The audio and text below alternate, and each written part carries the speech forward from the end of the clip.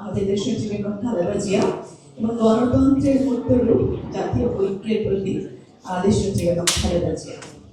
দারিদ্র্যপীড়িত জনসমুদ্রের আর্থসামাজিক উন্নয়নে তিনি ছিলেন আমাদের আশার আলো।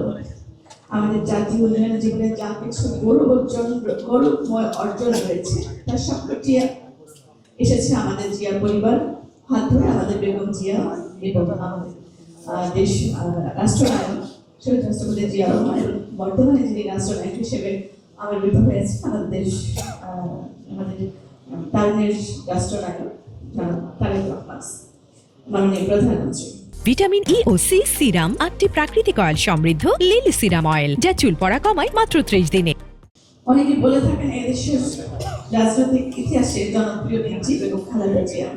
আমি শুধু আমাদের দেশের বেগম খালেদা জিয়ার এই জনপ্রিয়তাকে একটা জেন্ডার বিবেচনায় সীমাবদ্ধ রাখতে চাই না। আমি বলতে চাই যত নেতৃত্ব আসছে বাংলাদেশে সেটা জেন্ডার বিবেচনায় মেল এবং ফিমেল সবকিছু বিবেচনায় আমাদের দেশের বেগম খালেদা জিয়া আমাদের রাষ্ট্রনায়ক জিয়া রহমান যেমন কাজ করেছেন ঠিক তেমনি একে অপরের পরিপূরক, কেউ কারোর চেয়ে কম নয়, দুজনেই কিন্তু অনেক যোগ্য।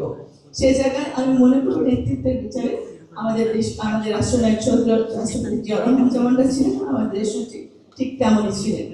শিক্ষা ক্ষেত্রে আমাদের দেশের হচ্ছে যেসব অগ্রসর ভূমিকা পালন করেছিলেন, এক থেকে বেগম রোকেয়াকে বলা হয় যে নারী জাগরণের অগ্রদূত।